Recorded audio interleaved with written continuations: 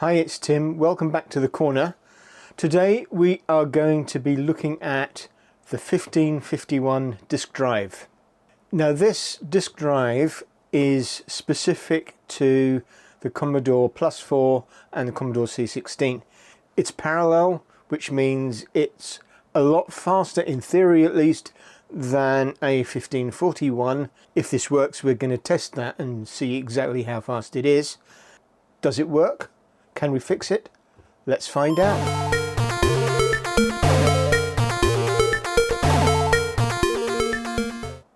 I bought this untested. I don't know if it works. I don't know anything about it, really. I do know that there is a problem with the bottom. The case is actually broken here at the bottom. So that is something that is going to have to be fixed. This drive lever is just wobbles, doesn't do anything. So it's a parallel drive. It uses this interface, which is a cartridge. It's got a pass through, so you can plug another cartridge in the back. Does it work? Let's find out. Now the 1551 has this cartridge. We'll take that apart in a while and have a look inside it, but it is fixed to the disk drive. You can see it's not pluggable in, not unpluggable. And this goes into the back of the Plus/4 into the cartridge port, like that. And there is a pass through so that we can plug another cartridge in there, or even another 1551. So I believe this comes automatically configured as device 8, and if you plug a second one into the cartridge port, then that will become device 9 automatically, and you don't need to worry about it. Okay, I'm not going to power it up because I don't know anything about what's inside this machine. I don't know what kind of condition it's in. You can see that the bottom of the case was broken and damaged, I believe, in shipping, but I can't be sure of that. It might have been damaged before. One of the downsides to buying stuff on eBay is that sometimes the photographs that they show you don't show everything. And predictably, anything that is damaged is almost certainly not in the original photograph. Now, something has happened here that looks like some kind of liquid damage. I don't know, something may have been spilled onto the case there.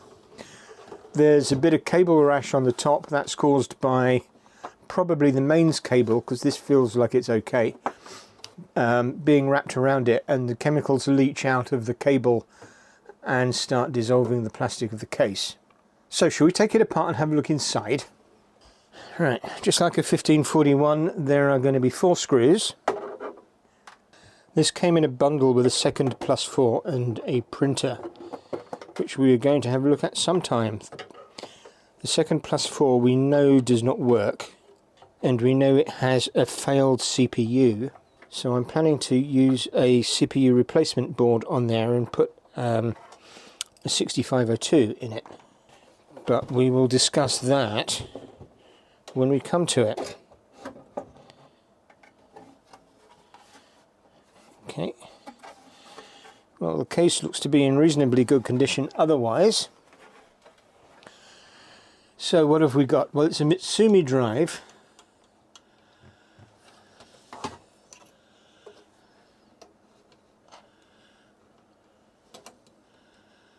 Okay, I think the problem here is just this pin. So I can probably fix that fairly quickly. Right. We need to hold that mechanism down and just push this pin in. There we go. So this pin is now inside this.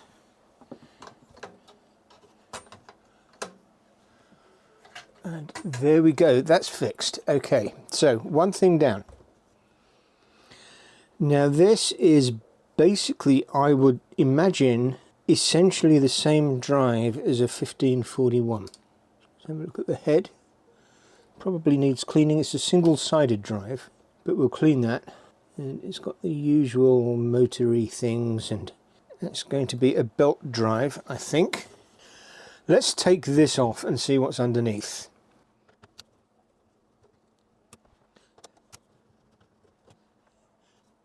We have tabs on here with a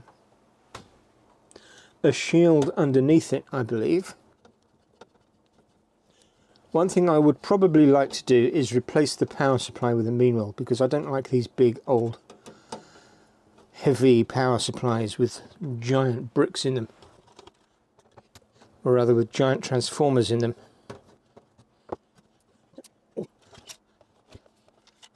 There's something rattling about in there, I don't know what it is. Okay, there's two screws here that are holding the heat sink on. I'm going to pull, that's what it is. It is the screw fixing that is broken, so we're going to have to fix that as well. Okay, so let's take that off. I think if we just undo these two screws, that is going to let us get the board off.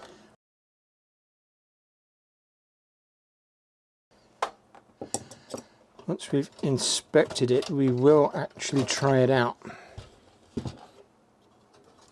Because you never know, it might work.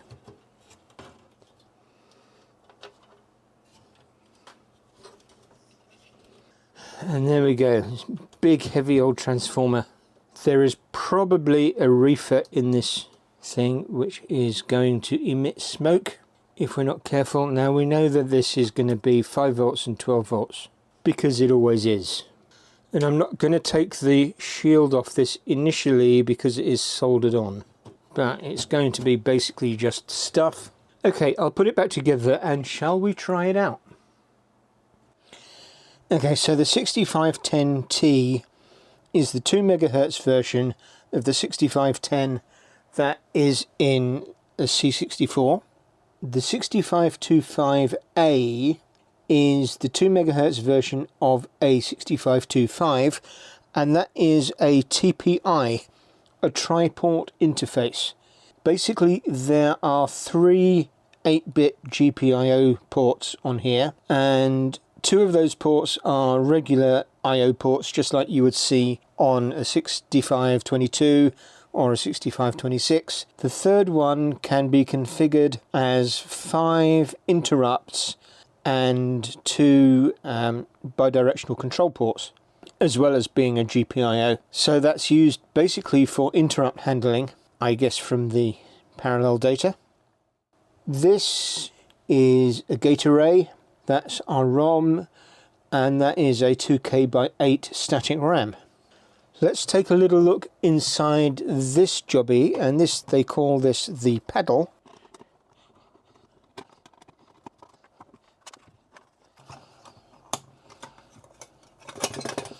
So that comes apart like that.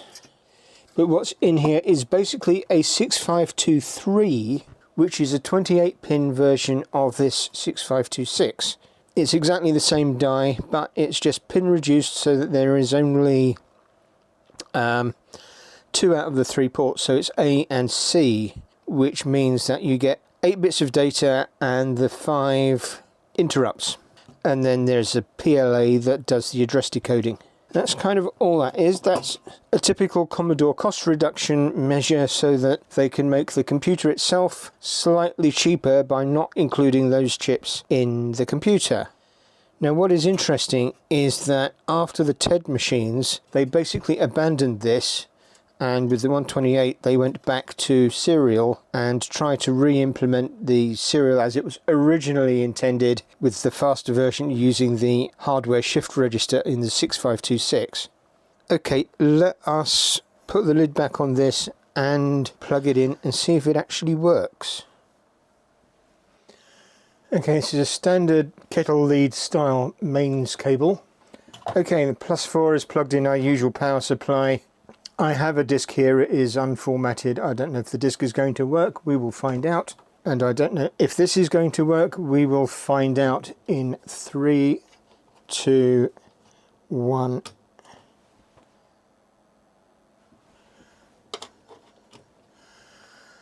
Let's try that again with the mains switched on. 1551 power up in 3, 2, 1.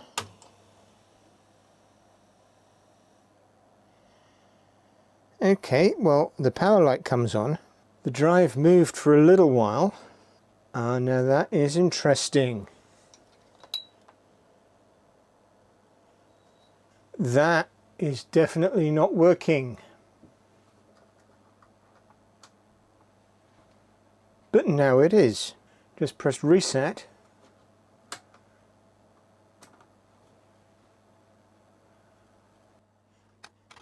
Our usual test. Device not present error. So that kind of tells us that we're not talking to the disk drive. Now the power light is on. I didn't see the drive activity light coming on. Let us see if we have some voltages.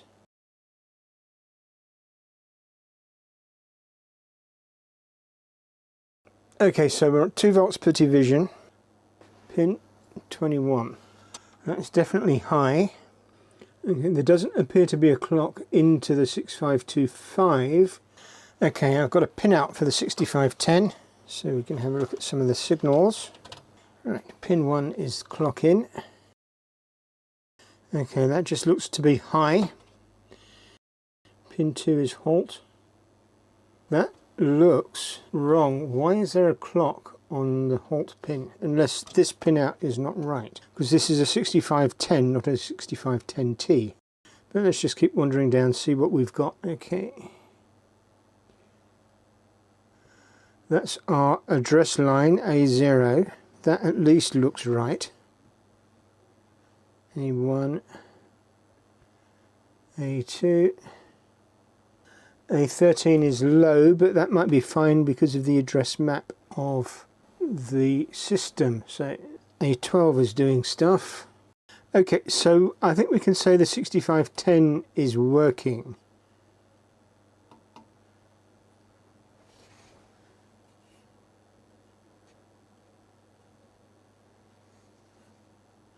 It feels warm, it's not hot. So the problem could be 6525A. These are expensive ICs, they're 30 something quid each. Now the 6523 that is in here you cannot get. I think probably Commodore never made that part as a spare, but you can use one of these.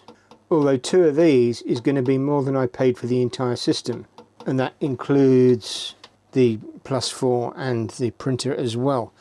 So, I guess the first thing that we're going to need to test is whether we get signals on this cable, on this wire. So, does it attempt to talk from the computer to the disk drive? i.e., is it the disk drive that is faulty, or is it the interface that is faulty?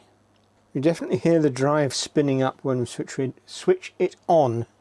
We need to investigate this interface. Okay, now here's the thing. So not only have I got the 1551 attached to the +4, but I've also got my Pi 1541 attached, and that's going into the serial port. And this is configured as device 9. This is configured as device 8 because I found a program on the internet. Woohoo! And that is a test program for the 1551. Now I'll put a link up on the screen so that you can check it out yourselves. It came from a thread on the +4 forums, and let's load it up. So turn on the +4. So the floppy drive, the 1551 is switched off, and the +4 is switched on, and the Pi 1541 is switched on. That is device 9. So there we go, let's just stop that. And the program that we want is 1551 test. So we can just cursor up to that, deload, cursor right, delete that, hit enter, and of course I'm being silly because we're on U9. So, comma, U9. There we go.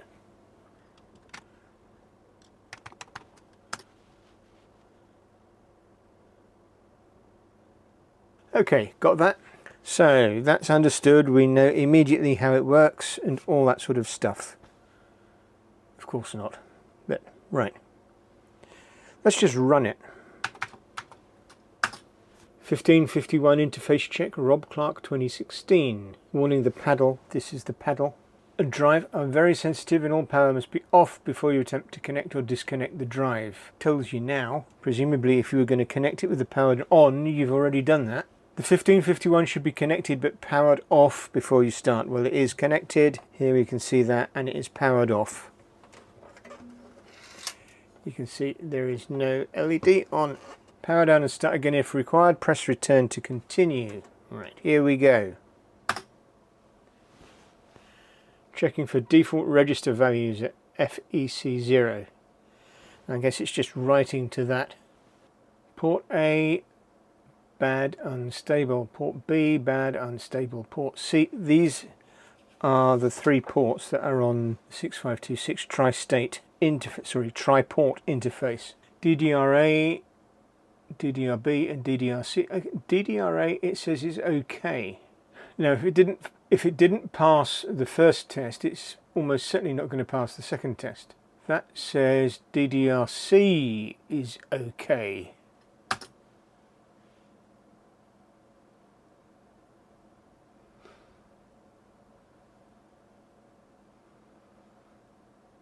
DDRA and C are okay. So what I'm taking away from this is occasionally it can read or write a data direction register, but not the ports.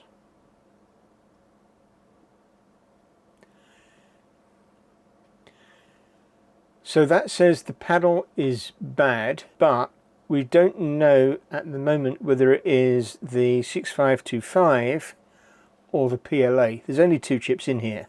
And so it's got to be one or the other of them. Now the PLA is relatively easy to sort out because we can burn an EEPROM with the PLA image and basically substitute that for an EEPROM with a little bit of a board to adapt some of the signals. It's not really worth powering the drive on because if it can't talk to the paddle, it's definitely not going to talk to the drive. And we know for a fact that it has not talked to the drive before. So, conclusion. This paddle essentially is bad. So we need to replace either the PLA or the 6523 or both. Now, if we're going to replace the 6523, then Commodore don't actually make 6523s, or rather they didn't make them as spares. And so what we would have to do is take a 6525. I don't have one of these and they're about 40 quid each. Take one of those and put it on an adapter board that basically cuts down the 40 pins to 28 pins and puts them in the right places.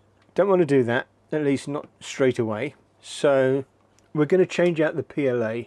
I believe it's probably soldered in on this, but we're going to get a 27C512, and you might remember I got some of those for the 1581 project with the intention of splitting the kernel ROM between the normal kernel and Jiffy DOS. But because we didn't get it to work reliably, we haven't used those. So I can use one of those, put it on a makeshift adapter board, program that with the PLA code and try it out. So shall we do that? So we are going to burn this EEPROM, or EEPROM as it currently is. It's a WinBond 27C512, and to do that we are going to get the ROM image, which is on zimmers.net.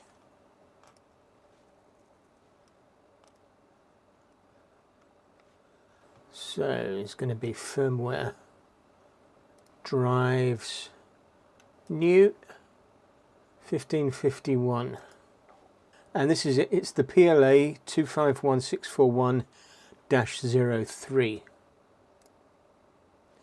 So we'll download that, and there it is, PLA 251641-03. So we can bring up our EEPROM programming software, XGecko and XGPro. Now let's put the chip into the programmer, and it goes that way around. Pin 1, and see pin 1, pin 1. Okay, let's read it.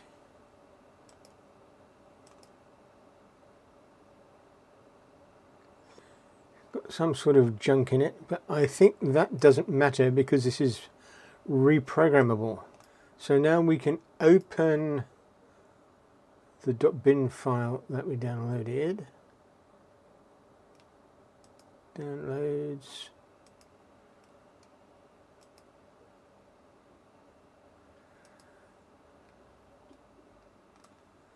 There we go, that's the PLA ROM image. And we should just be able to program it. Click.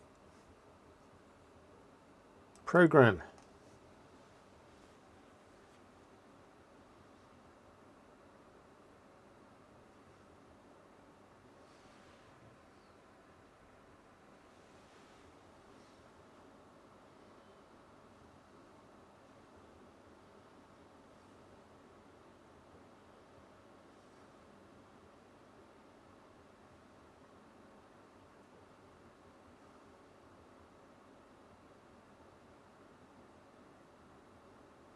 Verified program successful. Done. So let's just read the chip. And that looks like what we had before. Excellent. So, job done.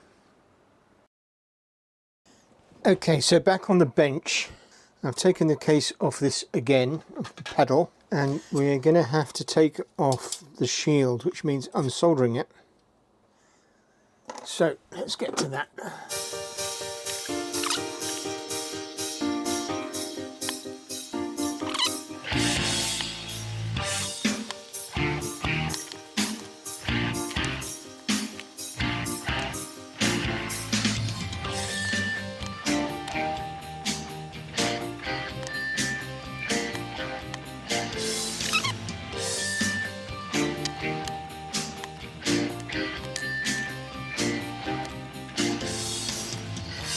So that side's off.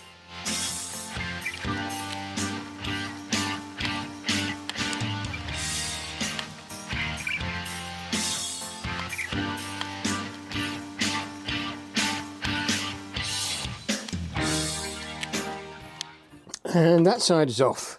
So what we've got here is the PLA and the 6523T. Now the 6523T is electrically identical to the 6525.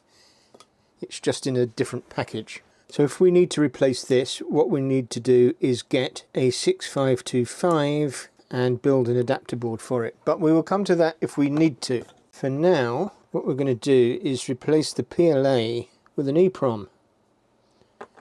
And a PLA is basically, it's a programmed logic array, and all it is a series of outputs that are matched to a series of inputs. So effectively it acts as an address decoder, and its job is to generate the chip select line for this when the right address is selected from the CPU, from the computer.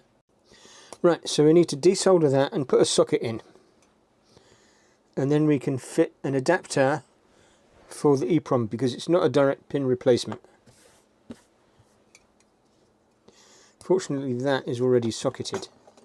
Right, we'll just clean it up a bit with some IPA.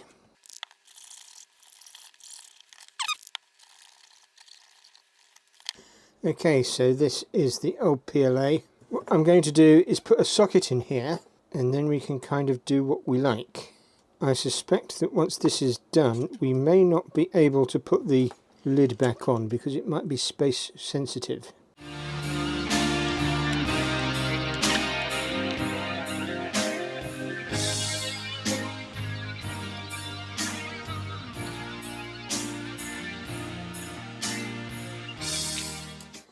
Right, hurrah, quit while we're ahead. So the question I'm going to ask is, will this fit with that? I've got a feeling the answer might be no, but we'll find out later. I think that header is soldered directly into the board, so we can't unplug it. But maybe we can unsolder that so at least it's out of the way. There we go. That can be out of the way and we don't need to worry about it. Now I made a sketch of the connections between this and the EEPROM. So we need to put some jumper wires on there, but most of the pins connect across. Looking at this, this is done so that the EEPROM goes there and this goes effectively underneath that side. Like that. But looking at this, it's going to need to go the other way around because there's no space that side of the chip. So I'm going to have to redraw that in the opposite direction. Okay, that's redrawn it. It's going the other way. Let's double check this. So the EEPROM is now on that side and PLA is now on that side. So pin 1 of the EEPROM goes to pin 22, like that. The other side of that jumps one, then goes to there, which is that. That goes to there, that goes to that. That goes to there, which goes to that. And all the others cross each other. Okay, so that looks right. Okay, it's time to build this adapter. Now, I did start building it on this little piece of ordinary Veriboard. But very quickly I discovered that if you put this in one side and these in the other side, you can't actually solder the top. So that's no good. And so we've gone on to this piece of board which is double-sided. So it's got little interconnecting things. It's not, you don't quite need to cut as much as you do on the Veriboard. So on the Veriboard you had to cut all the way down the middle. So this is going to work quite nicely. Again, it'll sit like that. So we've got one strip there, and you can see that's going to sit there nicely, and then that's going to sit there nicely, and we can cut the middle of the track between those two where we need to. So I'm going to need to trim this board down. I'll just mark it, we need to trim down that side and then we'll just use the bits in the middle. Okay, there we go. So the pins are going to be like that.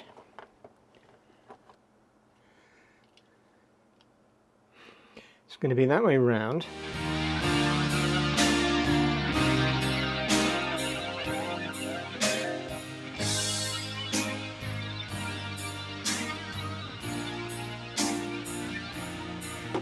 There we go. Now the EEPROM socket is going to go that side. We're going to space it so that there is one hole between, because that makes it easier to cut what we need to cut. And so looking at our diagram, this is from the top, so that's going to be pin 1. So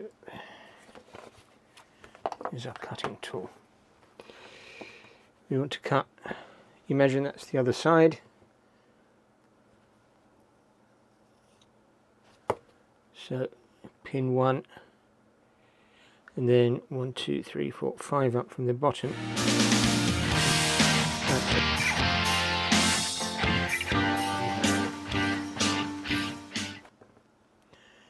So we can solder, there we go, we can solder the chip to it, or at least rather the socket to it. There we go. Now we've just got to make the various links, and we're going to do that basically underneath the board. Okay, it's not very elegant, but I think it's there. And from this, let's just put the strap on.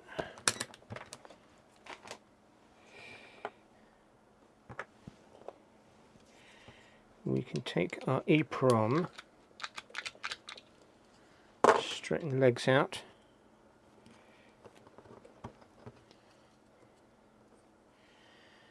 don't know if that's going to work, but this should then go in here.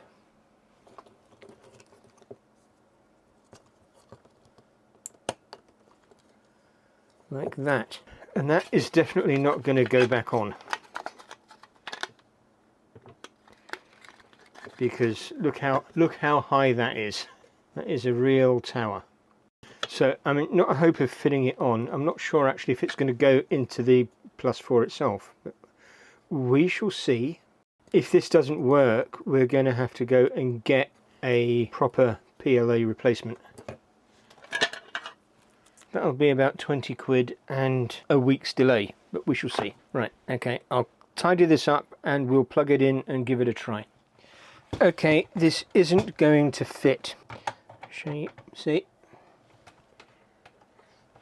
It's not going to fit, so I'm going to have to take the top off, and ultimately we'll need to fit a proper PLA rather than this lash up. But it will be educational to see if it actually works. I've also soldered the flying earth lead onto the earth edge rim thing of this. I'll put some tape around that in a mo.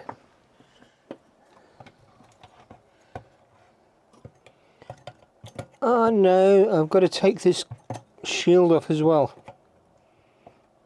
It's not even going to fit under that. Okay, well, it'll have to be done. Now, this is just all big ground planes, so this will be fun. I.e. not. And then we will definitely be ordering the proper PLA chip. This is not even going to melt the whole blob at one go.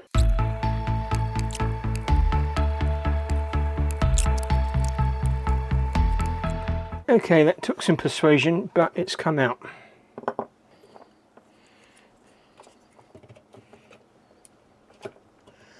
Plug that in. Now I'm going to put this over here just so that the keyboard is not going to short out, because of course the keyboard has got metal on the base, and plug all the bits in. Okay, so once again I've got the Raspberry Pi plugged into the +4, which is just resting on the top of these pieces of paper. The interface is plugged in, the screen is plugged in, this is not switched on, the 1551 is not switched on. Let's power on the +4. Okay, let's see if what we did has made a difference.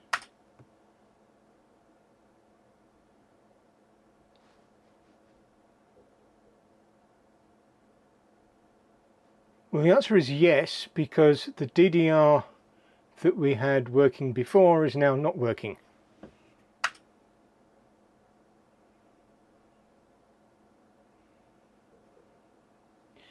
But in terms of does it suddenly work, then the answer is no. Ah! Okay, we have more things that are saying okay. Now, it could be that's holding a 0 value. The data direction registers are holding a 1 value, or some of them are.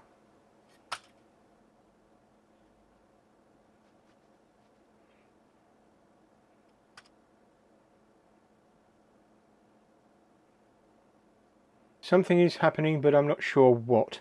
Now, it could well be that the EEPROM that I've programmed is not the right speed, or it's too slow, but I don't think I got the circuit wrong. But of course, that's still possible that I did. So I'm going to need to get a proper PLA anyway because of the height. We might need one of those as well.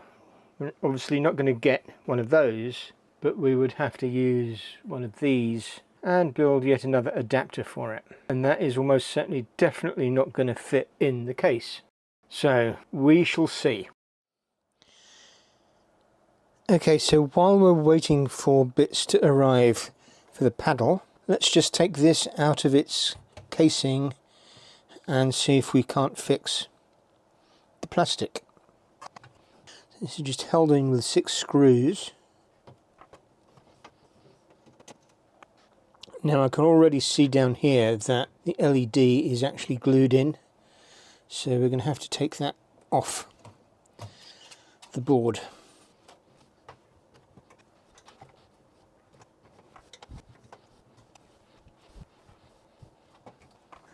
Now I would like to replace this power supply with a Meanwell. I've got one here. This is an RD35A. There we go. But I think I'm going to leave that for another video. I certainly don't want to do it until we know that the drive itself actually works. Right, so this should just lift out.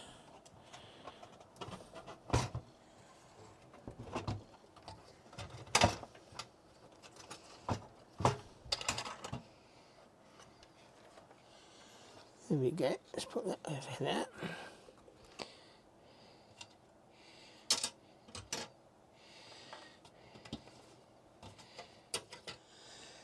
Then what I think I'm going to do is put some Loctite on this, put it in, Loctite it down, and then epoxy it.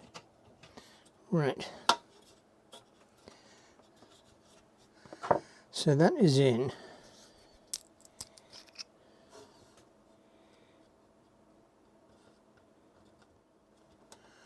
Okay, and I'm going to put a little bit of weight on there, and then we'll leave that for a couple of hours and then try and figure out these other bits, or at least while that's setting up.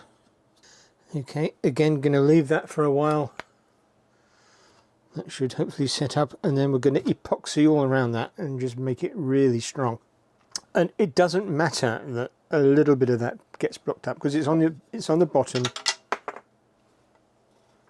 Well, that was silly, wasn't it?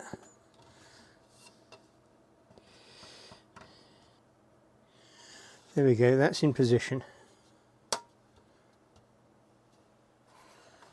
I'm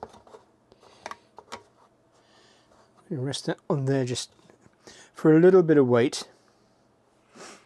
Okay, it's the next day, so let's see what we've got. Okay, that's dry, so now let's mix up some epoxy. So let's just squeeze some out.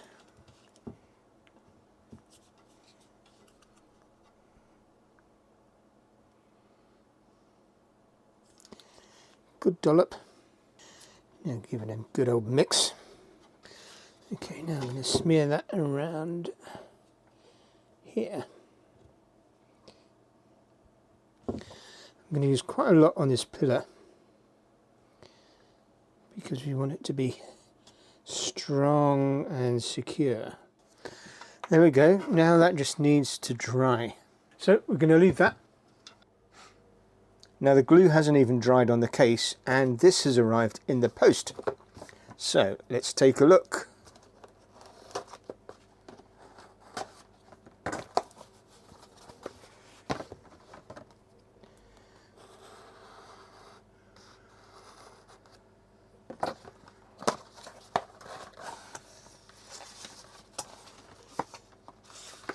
And this has come from Mutant Caterpillar Games. Not sponsored at all, they don't even know that I exist. Right. And this is, of course, the PLA. So, put the strap on, because this wasn't cheap, and I don't want to destroy it immediately as soon as I've got the thing. So, here it is. This is a Philips PLS 100N. Programmed up. So let's get rid of our little tower thing, because nice as that was, it didn't work.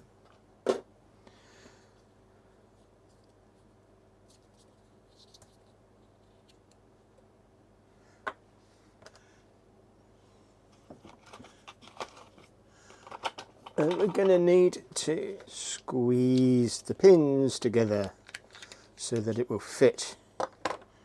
Right, notch, notch. Double check. You saw what happened on my 1581. Okay, so that's in, that's the PLA. Let us try the lid.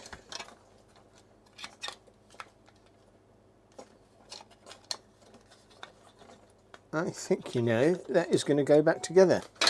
Right, so I'll plug it in. Let's and we will run our test again. We don't need to plug the disk drive in because the first part of the test is with the disk drive powered off. That's powered on at the mains. Let's power this up.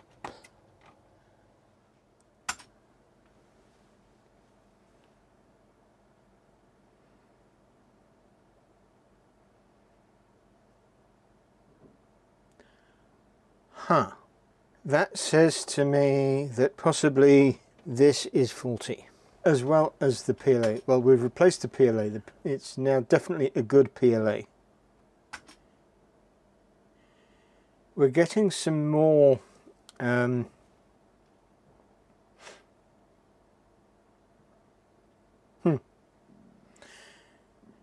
getting some more OKs. This is kind of consistent with what we had with the EEPROM PLA, with the little tower. So that would suggest to me that the little EEPROM PLA with the tower was actually working, and we have a problem with this. Now, I think there is absolutely no way we are going to get a replacement for the small chip, and if we put a big chip in there, then we've got to use an adapter, and that's no longer going to fit. But we'll see if we can get it working. But I think for now we're going to have to wait until we can get a replacement of those and actually build up an adapter for it. Now, before we put it all away, there's one thing that we are going to do, and that is we are going to plug the drive in and just try it, because maybe that program on the Pi 1541 doesn't work. No reason to suppose it doesn't, but no reason to suppose it does either. So let us assume that it doesn't, and just try that and just see if we can actually talk to the disk drive with the new PLA. So if this is connected, this is now drive 8. Well, actually it's always been drive 8, but that is now powered on, so we should, if this is working, get a response. No. Okay, so it is time to go and visit the drawing board and see what we can come up with. I'm going to look to see if there are any boards out there that actually either replicate the paddle itself with one of the bigger chips on it, that one, the 6525, or whether there is an adapter board. And I've got a feeling that if there's an adapter board, it's not going to fit actually on that paddle, but we shall see. And just as a final check, let's have a look at the schematic and the interface here. If the paddle is working, we should see a signal coming onto the connector, so we should see something coming out of the 6525, or correction, the 6523. So that's the data lines, and this is the handshaking lines. So we can have a look on the scope and see if we can see anything. So the first thing to look at is just at the data line, which is we're looking at pins 2, 3, 4, 5, 6, 7. Let's just check the VCC and ground. So pin 15, that's this end one, is VCC. Yep. Make that clearer. So that's VCC, and pin 1 is going to be ground. Yep. So the data should be on, well, let's have a look at the data lines, which is on this side. Those are from the CPU. So we are going to 28 down to 21. So from this end, top here, that's D7, D6, D5, that's all looking pretty normal. D4, I mean the computer hasn't crashed, so that is directly on the data bus, so that should be fine. And on the other side here, pin 2, we don't know exactly what the data is going to be that it sends, but it ought to send stuff on these pins here, 2, 3, 4, 5, 6, etc. So just hit F3 to request a directory. Nothing, nothing, nothing. Let's look at some of the other lines. 16, 17, 18. are the address lines. So these are for the registers. 16. That looks fine. 17. 18. That looks fine. 10 and 11 on this side. 14, 13, 12, 11. Well, that's pin 11. That's ground. So it's not. It says not reset. I'm not quite sure exactly what that is. It's I think it's one of the handshaking lines. That's pin 12, which is not CSO. It says not being selected. That's interesting. That's interesting. Pin 10, IRQ, that is low. They sort of don't seem right. It's not hot. I don't know. So, drawing board. Let's see what we can find out. So this has just arrived from our sponsor, PCBWay. Should we open it? This, of course, is going to be our PCBs.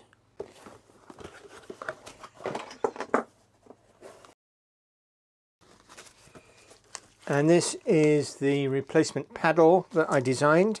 I took the schematic from the original and I basically converted it to use the 6526 instead of the 6523, and then laid it out in KiCad onto a PCB and sent it off to PCBWay, and here is the result. Now, also in the post today, I got this package from Poland.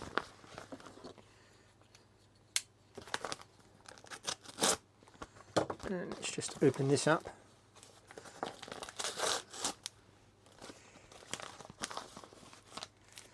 This is going to be our 6525 U6525A.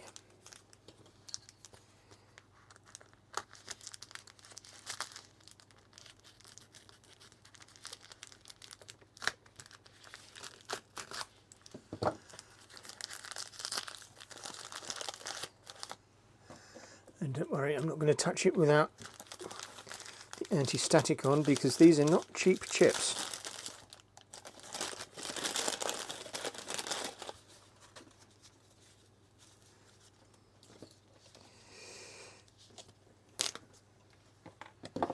Let's just verify that we've got what we think we've got. 6525A 2983. Good. Put that to one side. Now let's open the boards.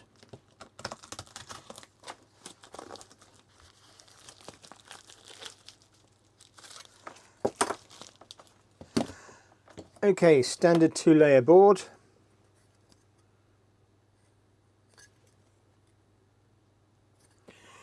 Now, it's got the pass-through exactly the same as the existing paddle. Let's just see if it fits.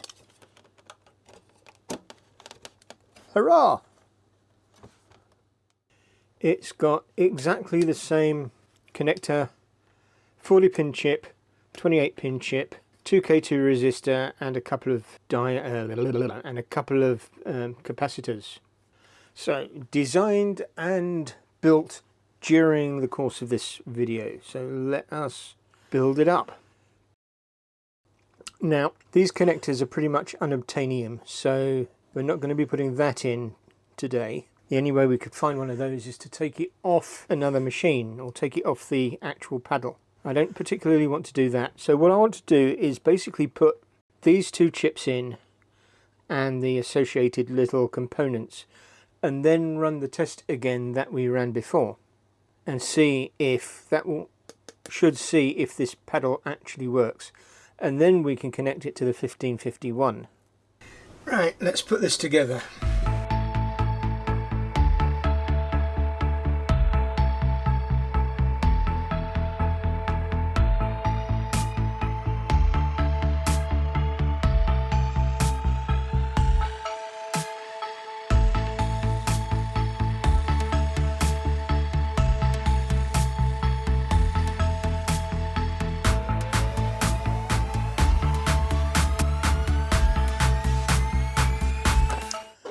Right, let's put the chips in. So the first chip is going to be our 6525.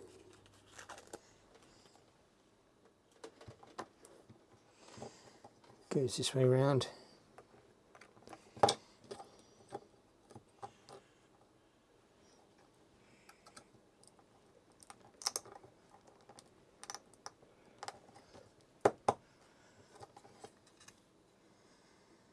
There we go. So we're going to take the PLA out of here. Remember, this is the replacement PLA.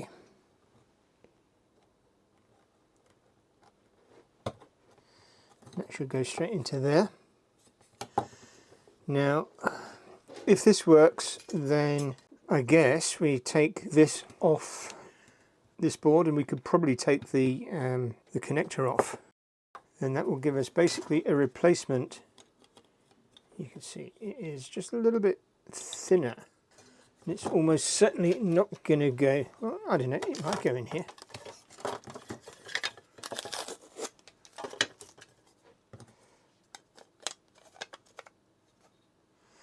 Actually, yes, it will go in there.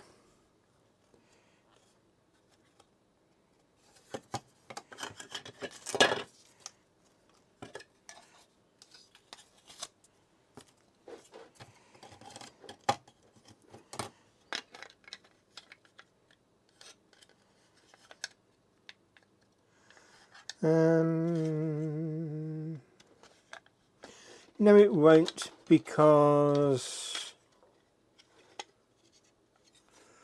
that is going to intersect with that.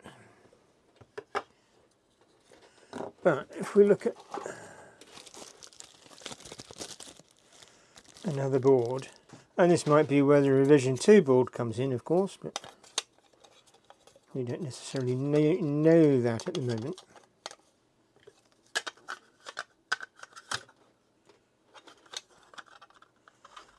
Okay, in there like that. I think this hole needs to be actually a bit bigger. We live and learn. Looks like there will be a Mark II of this, but PCBs are cheap at PCBWay. They're only $5 a batch. So let's plug this in.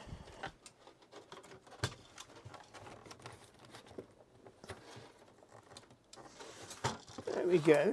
At least the PCB fits.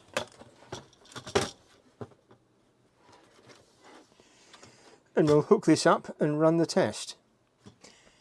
Okay, so as before, Pi 1541 plus 4, the new cartridge. Right, so switch the computer on. Okay, right. This should still be device 9.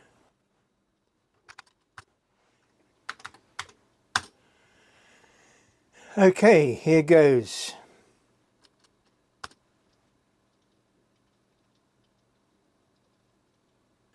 Huh.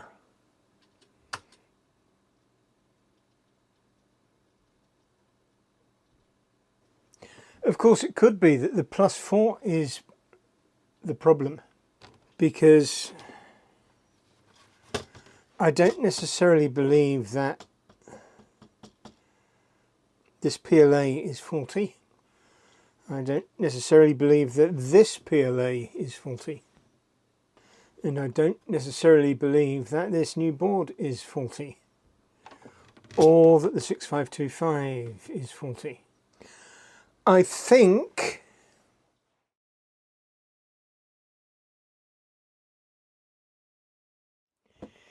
it says script plus on function key 2. So hit F2. There we go, copyright 1983 Precision Software. I used to work for Precision Software, although not until 1986, or was it 87?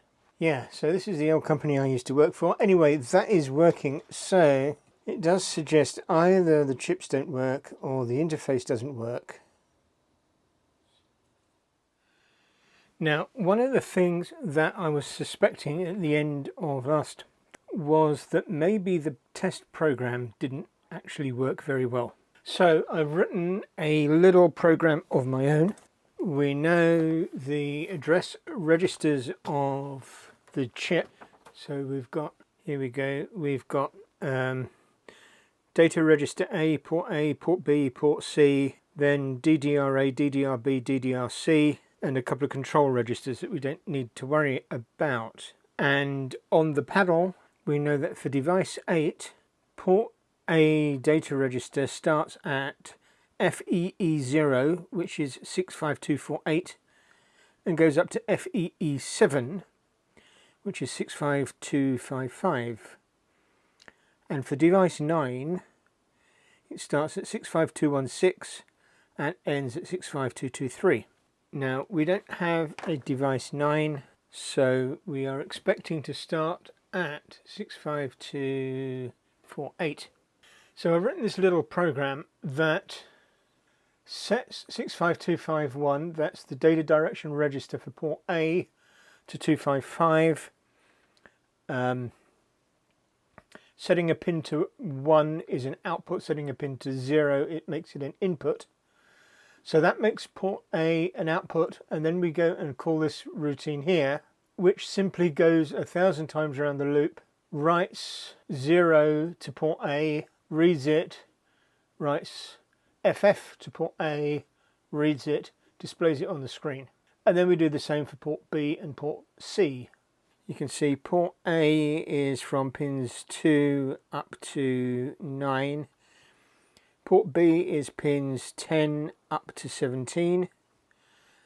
Port C is pins 25 down to 32. And then that's the main data bus. So I've just tacked a ground wire onto the cunningly placed earth plane down the side, which deliberately does not have solder mask on it. And we can run the program and see what happens. So it's doing the 255 and 0. Let's just stick our probe on, pick a register. Oops. Trying to hold the probe on and adjust the camera at the same time is not a good idea. Okay, so we've moved to port B now. Let's just say on port A, nothing is happening. On port B, there we go. We are going up and down, up and down. Then we can move to port C, which is on the other side. And now the program has switched to port C and it's going up and down again, up and down, up and down.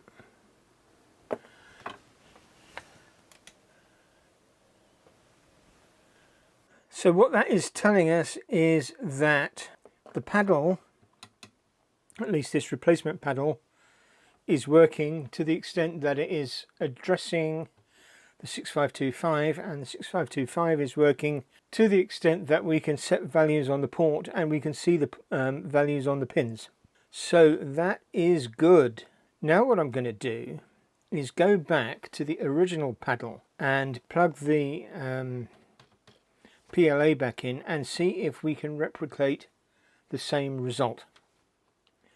Okay, now the important thing to know about this chip is that the top half of it and the top half of this more or less correspond. The bottom half of this and the bottom half of this more or less correspond. It's stuff in the middle that has been chopped out. So we're going to work with the drive switched off for the moment. So we should see stuff happening on the chips here because they're plugged into the +4. There we are, that's the same program. So if we run this, stick a pin at random, which I'm going to guess is going to be a data pin on port 1.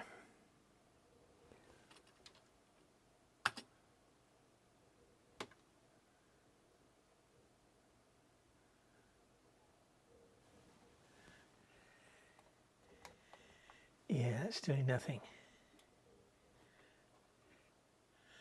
And that's producing garbage values, so that tells me that definitely this 6523 is going to be garbage. Okay, we are getting further. Hurrah!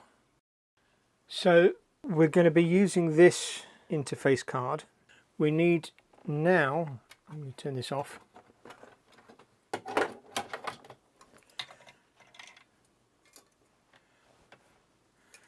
So we need now to take this out and transfer it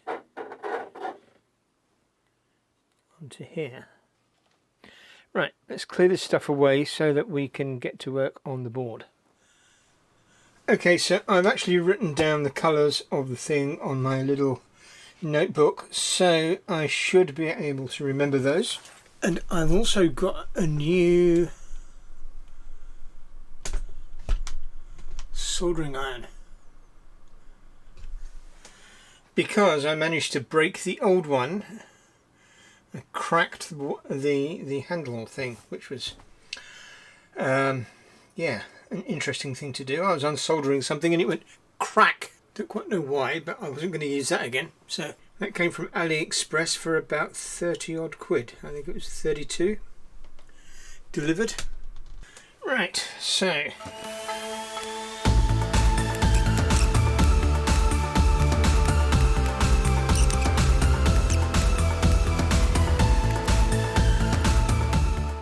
so that came out eventually. It took a lot of effort, damaged the connector a little bit. This is obviously designed never to come out. The pins are sort of bayonet-y spring things, so they are, you know, well stuck in. But as I suspected, they're not going to go in here. I got the pitch wrong, which was rather stupid. I even measured it twice. And still do the wrong thing. Okay,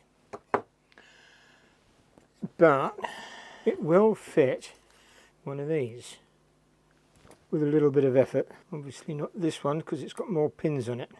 Still, we live and learn. You know what they say, never get version 1 of something. But at least we know that works. I took the chips off that because I didn't want to damage them with the heat. At least that one. This I think is already dead. So on that basis,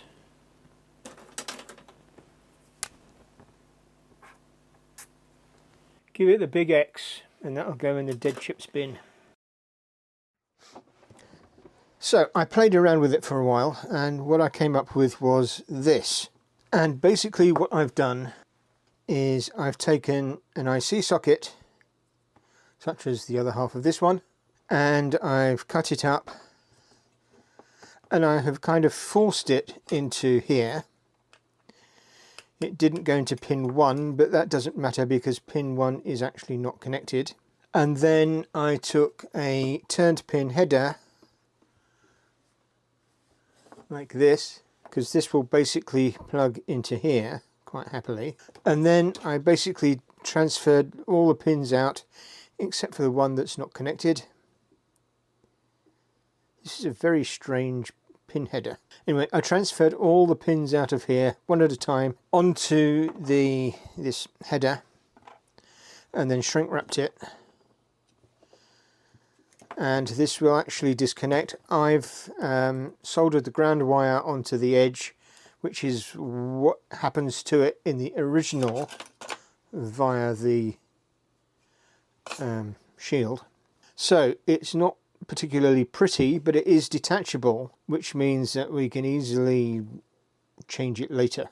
So the ideal thing might be to go for a 90-degree one, so it will go flat. But we have the +4, and this is going to plug in quite nicely. Thank you. There we go. Now this pink wire is a trailing ground lead in case I want to clip the scope probe onto it, like that, if we're measuring stuff. So I'm not going to use the Pi 1541 this time. I'm just going to see if this talks to this. And yeah, it has got a bit of painter's tape holding the top onto the bottom because I couldn't be bothered to screw the lid back on. Right, I'm not expecting great things because if this didn't work, then I'm fairly confident this won't work either. And so we will have to subsequently debug this. But one thing at a time. Right.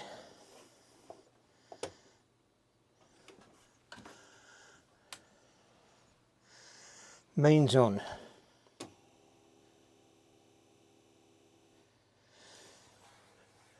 The fact that the power light comes on but the drive light does not gives me cause for concern. I mean, it seems to reset when you turn the computer on. At least you hear the drive spinning, but that light does not come on at any time, and that to me means it's likely not to work. Right, so this should be device 8. Okay. This will see if we're actually talking to it. Look at that! The interface works and it is talking to the 1551, which has said hello. Awesome! Awesome, awesome, awesome. Something actually finally works. Now I don't have a 1551 disk. Let's try formatting a blank disk. Your regular 3M. Stick it in the drive. I never remember the header command, but let's see if I can remember it.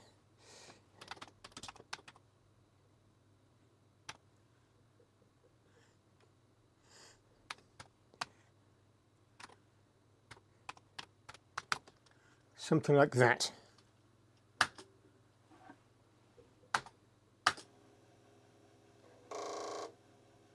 Ooh.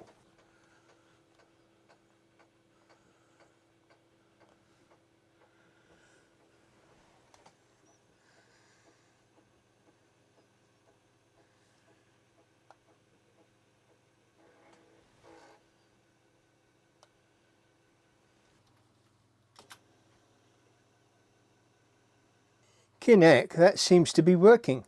I will see if I can find a 1551 test demo disc, maybe as a D64, and put it onto my Pi 1541 and then see if we can run it. But that is encouraging.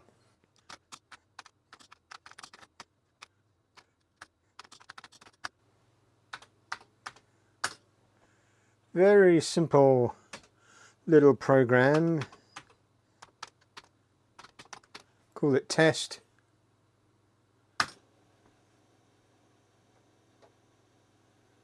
Seemed to work. The light came on. Nothing there. See my hands, they're perfectly empty. Directory, there it is.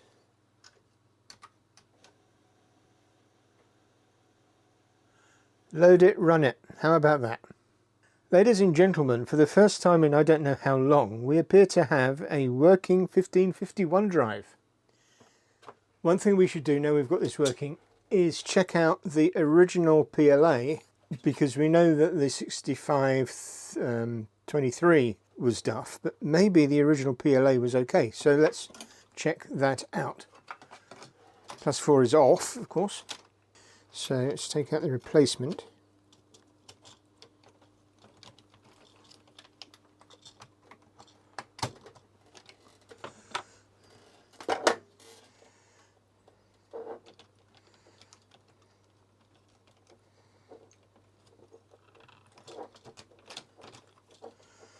There we go. Now I will be doing a version 2 of this that has the right dot pitch for the connector, and that will be available as a PCBWay project. Shared project. I shall have 2 of them. I shall have another one that does not have this edge connector socket. I'm going to decamp that at some point and try it. But not right now. Okay, so it works. The original PLA works.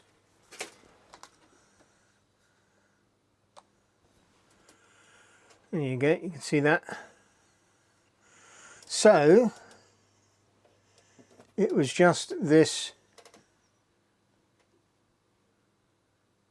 6523. I mean, there are only 2 chips on this board, and if it wasn't one, it had to be the other. But unfortunately, these, you really just can't get them. So look out for this as a project in as a shared project in PCBWay. Now, before you start thinking, oh, he's got to the end of the video, let's go on to something else, there is more to come. So I've got a test demo disc for the 1551 on my Pi 1541. So this is unit 9, remember? So DIRU9. And we can run the performance test, which is going to do basically some testing. We have the gash disk in here.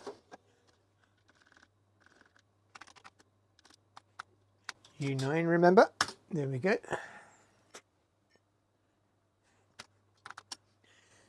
Okay, and this is going to default to drive 8, so that's fine because this is 9, this is 8. Right. Blank disk, or at least it's a formatted disk, but we don't care what's on it. Right, hit return. The red light is on. There you go.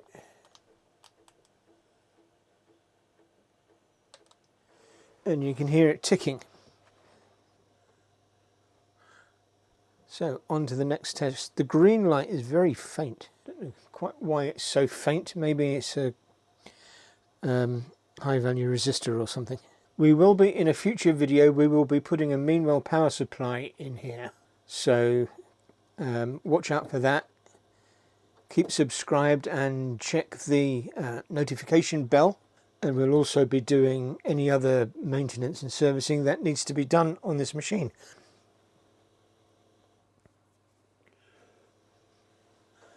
Right, so it's read and written in a file, scratching, and performance test passed. Excellent. So if I had a directory on there, it just says test disk 664 blocks free, which is entirely reasonable. So now to do some proper performance benchmarking. And I'm going to refer you to a video on the Commodore History channel, which is going to be linked up in the corner there. And in this video, they ran some performance tests against a number of drives on the PET and on the C64. And basically, you write a 15K file to disk, and then you read it. And the time taken to read that file is the performance benchmark test. And to do that, we are going to go into the machine language monitor, which you do with the monitor command, and we're going to save a 15K block of memory onto the disk, and we're going to do that with block. Block is a good name for a block of memory. So save block, 8, and the addresses that we're going to use, we're going to start at address 2000, and we're going to finish at 5C00. That is our 15K, and that is going to go off and save it.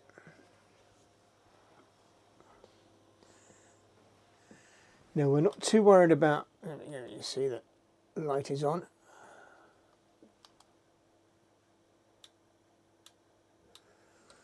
The sticky tape around the drive is purely because I didn't want to be screwing it back together and then unscrewing it again. So a bit of tape just to hold the top on.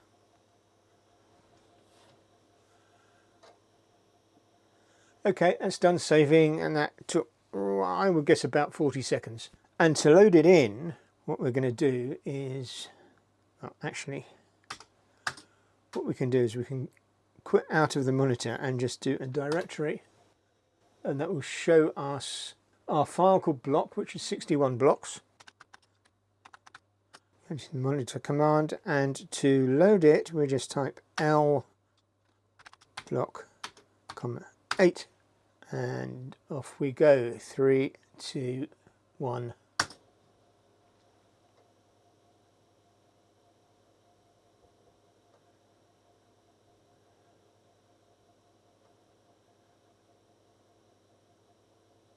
And it's done. And that was what, about 12 seconds. We'll check that on the video and I'll put the exact time up on the screen. Now, 12 seconds, how does that compare? A C64 with a regular 1541, no Jiffy DOS, just standard ROMs, takes 41 seconds. Remember, we did it in 12, it takes 41 seconds. If you have a 1541 flash, which is a fast loader cartridge, that takes 14 seconds. So it's still a little bit slower, or at least this is 2 seconds faster than a 1541 flash. Remember, this is a parallel drive. So if we have a PET with a 2031 IEEE 488 parallel drive. Now the 2031 is the same drive as a 1541, but with an IEEE parallel interface. So same innards, same single processor, same entire stuff, it's just got a different port on the back to talk to the PET rather than the 64. And that, using the IEEE parallel interface, loads the file in 15.4 seconds. So that is a little bit slower than this.